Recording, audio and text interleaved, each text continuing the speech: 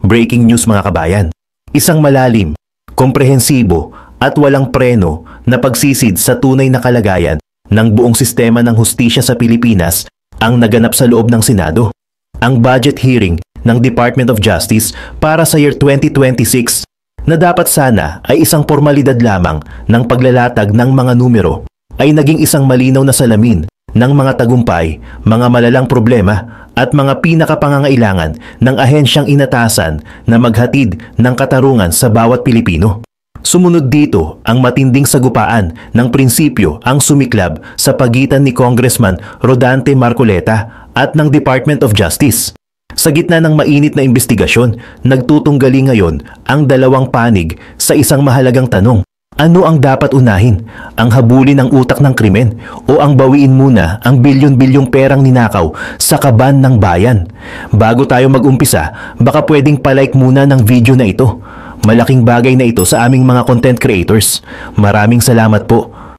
Sa isang live video ng Inquirer.net sa harap ng Senate Committee on Finance na pinamumunuan ni Senator Win Gatchalian, inilatag ng Department of Justice sa pangunguna ni OIC Secretary Frederick Vida ang kanilang panukalang budget na nagkakahalaga ng 43.6 billion pesos.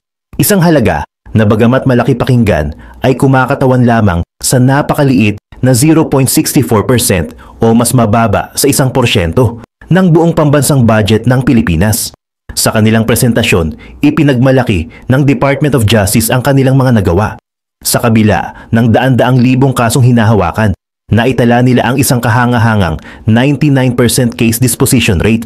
Ang backlog o mga kasong lampas na sa 100 at 20 araw na palugid para maresolba ay bumaba ng 77% sa nakalipas na 5 taon.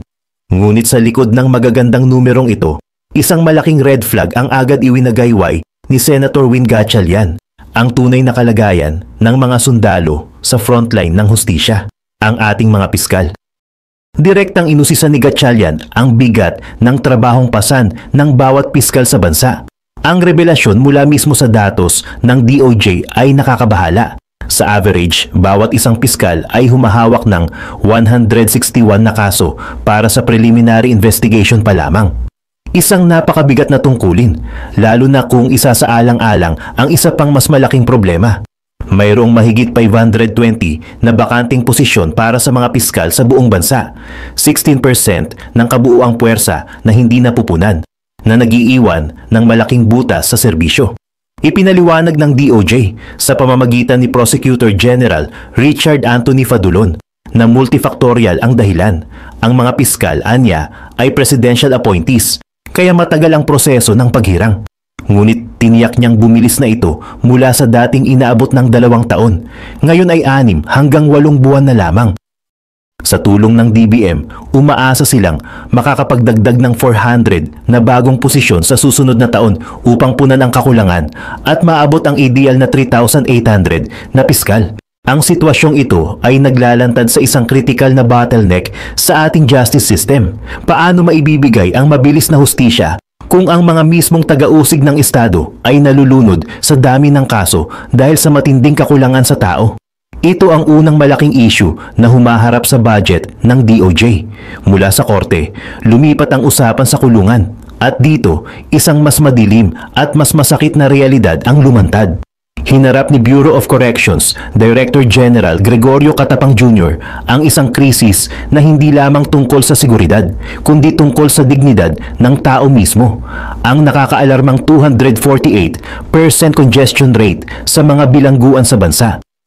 Sa madaling salita, ang mga kulungang dinisenyo para sa 30,000 katao ay kasalukuyang pinamumugaran ng higit sa 120,000 inmates.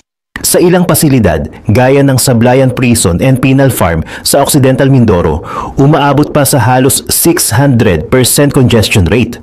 Ibig sabihin, ang isang selda na dapat ay para sa isang tao ay pinagkakasya ang 3, 5, minsan 6 na katao na para bang sardinas sa lata. Ang mga numero ay hindi nagsisinungaling. Ayon sa ulat ng Bukor, mahigit kalahati ng mga preso ay persons deprived of liberty na hindi pa tuluyang nahahatulan. Marami sa kanila matagal nang naghihintay ng hustisya sa loob ng mga selda na halos walang hangin, walang sapat na pagkain, at kulang sa gamot.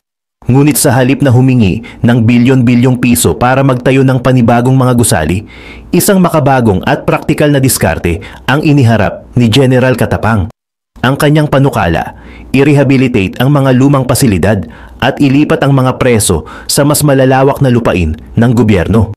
Malayo sa urban congestion, ngunit malapit sa pagkakataon ng tunay na rehabilitasyon. Isa sa mga lugar na tinukoy ni Katapang ay ang 29,000 hectares na lupain sa Palawan na pag-aari ng Bucor. Dito, ayon sa plano, maaaring ilipat ang libu-libong bilanggo upang magkaroon ng bagong simula bilang mga produktibong magsasaka o manggagawa sa ilalim ng isang rehabilitative program. Hindi lamang ito magbibigay ng disenteng espasyo para sa mga PDL, kundi magbubukas din ng oportunidad upang sila'y magkaroon ng kabuhayan habang binabayaran ang kanilang pagkakamali. Ngunit hindi doon nagtatapos ang plano. Ang pangmatagalang estratehiya ay mas malaki ang plano. Ang 365 hectares na lupain ng New Bilibid Prison sa Muntinlupa City ay hindi raw ibebenta, kundi ipapalis o pauupahan sa mga pribadong kumpanya sa ilalim ng isang long-term agreement. Ang kita mula rito na tinatayang aabot sa bilyon-bilyong piso ang siyang gagamitin bilang pondo para sa pagtatayo ng mga modern, regionalized, and humane prison facilities sa iba't ibang bahagi ng bansa. Ang layunin, decentralized incarceration. Sa halip na tambakan ng Metro Manila ng mga preso, ililipat ang mga ito sa mga regional facilities malapit sa kanilang pamilya. Isang reforma na magpapababa ng congestion, gastos sa transportasyon, at posibleng abuso sa loob ng bilibid. Ngunit kahit maganda ang blueprint ng reforma, hindi pa rin maikakaila ang kalunos-lunos na kasalukuyang kalagayan. Inamin mismo ni Katapang na taon-taon, humigit kumulang 732 PDLs ang namamatay sa mga kulungan. Karamihan dahil sa mga sakit na madaling maagapan kung may sapat na kalinisan at gamot. Kabilang sa mga pangunahing sanhi, tuberculosis, pneumonia at iba pang sakit na dulot ng sobrang siksikan at kakulangan sa bentilasyon. At kung pag-uusapan ang kalusugan, dito lalong lalalim ang problema. Ang budget para sa gamot ng bawat inmate ay 15 piso lamang bawat araw. Oo, 15 piso. Halaga na hindi man lang sapat para sa isang kapsul ng antibiotic. Kaya't formal na hiniling ng Bucor sa Kongreso na itaas man lang ito sa 30 piso kada araw. Isang maliit na hakbang, ngunit simbolo ng panawagan para sa makataong pagtrato. Habang fina-finalize ang usapan tungkol sa mga bilangguan, lumipat naman ang Senado sa isa pang ahensya na may malaking papel sa seguridad at imahe ng bansa, ang Bureau of Immigration o BI, sa ilalim ni Commissioner Joel Anthony Viado. Isang magandang balita ang ibinahagi ni Senator JV Ejercito. Sa pagbili ng mga bagong e-gates para sa mga paliparan ng bansa, nakatipid ang gobyerno ng humigit kumulang 400 million pesos dahil sa isang transparent at maayos na bidding process. Sa panahon ng kaliwat ka ng aligasyon ng overpricing at ghost projects, ang naturang resulta ay tinawag ng ilan na isang sinag ng pag-asa. Ayon kay Ejercito, ang mga e-gates ay magpapabilis sa proseso ng pagpasok at paglabas ng mga pasahero sa mga airport. Isang hakbang patungo sa contactless, efficient at modernized immigration system. Layo nitong bawasan ang pila, tanggalin ang red tape, at bawasan ang pagkakataon ng human error o bribery sa mga entry point ng bansa. Ngunit kasabay ng papuri, isang hamon ang ibinato ni Senator Gatchalian. Ayon sa kanya, bagamat may matitipid na proyekto, mababa pa rin ang utilization rate ng BI sa kanilang ICT budget nitong mga nakaraang taon. Marami raw sa mga pondong inilaan para sa digital transformation na hindi pa nagagamit sa tamang panahon. Agad namang ipinaliwanag ng Bureau of Immigration na ang kabagalan sa paggastos ay bunga ng mas maingat na proseso upang masiguro na bawat proyekto ay dumadaan sa tamang pagsusuri at upang maiwasan ang mga palpak o overpriced systems na dati nang naging problema ng mga ahensya ng gobyerno. Nangako rin sila na magiging mas efficient sa paggamit ng pondo sa susunod na fiscal year. Ngunit may isa pang madali ang pangangailangan na idinulog ng BI. isang karagdagang 265 million pesos na budget allocation. Ang dahilan, ang Pilipinas ang napiling host ng ASEAN Summit sa year 2026. Tinatayang aabot sa 645 na magkakaibang pulong at diplomatic events ang gaganapin sa bansa sa loob ng panahong iyon, mula sa antas ng mga ministro hanggang sa pinuno ng estado. At sa harap ng pagdagsa ng libu-libong delegates, leader at foreign officials, ang Bureau of Immigration ang magiging unang muka ng bansa. Kaya't ayon kay Commissioner Viado, kailangan nila ng karagdagang pondo para sa security systems, dagdag na tauhan at modernong teknolohiya upang mapanatili ang seguridad at reputasyon ng Pilipinas bilang isang maayos at maaasahang host. Ang isa sa pinakamadamdamin at pinakamahalagang bahagi ng pagdinig ay nang buksan ni Senator Loren Legarda ang usapin ng human trafficking. Bilang may akda ng Expanded Anti-Trafficking in Persons Act, direkta niyang tinanong ang liderato ng DOJ. Ang batas ko ba ay inutil? Tiniyak ng DOJ sa pamamagitan ni IACAT Executive Director Hana Manali na ang batas ay isa sa pinakamalakas sa buong mundo. Ngunit ang kalaban ay nag-iba na ng anyo. Ang mga sindikato ay gumagamit na ngayon ng social media at mga online platform para mang-recruit ng mga biktima sa pamamagitan ng mga peking job offer. Ang resulta, mahigit 2,000 biktima ang na-rescue noong 2024 at mahigit 800 na ang na-repatriate ngayong 2025 pa lang, triple sa bilang noong nakaraang taon. Ngunit ang pinakakilabot na revelasyon ay nang nabanggit ni Legarda ang ulat ng US State Department. Some officials in law enforcement, immigration agencies, and other government entities are allegedly complicit in trafficking or allow traffickers to operate with impunity. Isang matinding sampal na nagpapatunay na ang kalaban ay nasa loob din mismo ng gobyerno. Bilang patunay, inamin ng Bureau of Immigration na may 47 immigration officers na ang kasalukuyang iniimbestigahan dahil sa posibleng pagkakasangkot sa human trafficking. Ngunit ang kalaban ay nag-iba na ng anyo.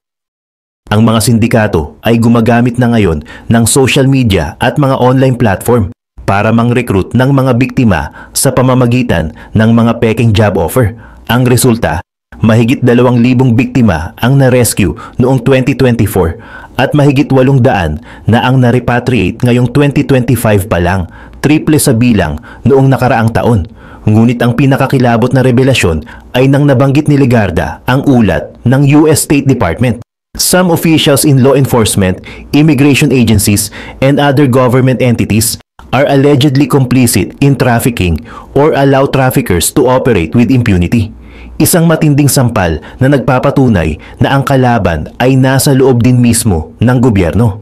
Bilang patunay, inamin ng Bureau of Immigration na may 42 immigration officers na ang kasalukuyang iniimbestigahan dahil sa posibleng pagkakasangkot sa human trafficking. Dahil sa bigat ng problemang ito, nagkaisa ang mga senador na suportahan ang pagdagdag ng pondo para sa IACAT upang palakasin ang kanilang online presence, upang labanan ang mga sindikato sa mismong teritoryo kung saan sila nang bibiktima. Ang budget hearing na ito ay naglantad sa isang malinaw na katotohanan. Ang Department of Justice at ang mga ahensya nito ay may mga dedikadong lingkod bayan na nagsusumikap gawin ang kanilang tungkulin. Ngunit sila ay nahaharap sa mga dambuhalang problema. Isang sistemang kulang sa tao, mga pasilidad na hindi makatao, at isang kalaban na high-tech, tuso at walang kaluluwa. Samantala, sa gitna ng dambuhalang investigasyon sa flood control scandal, isang bagong pader ang humaharang sa pag-usad ng kaso. Isang pader na itinayo hindi ng mga akusado, kundi ng isang fundamental na hindi pagkakasundo sa pagitan ni Senator Rodante Marcoleta at ng Department of Justice.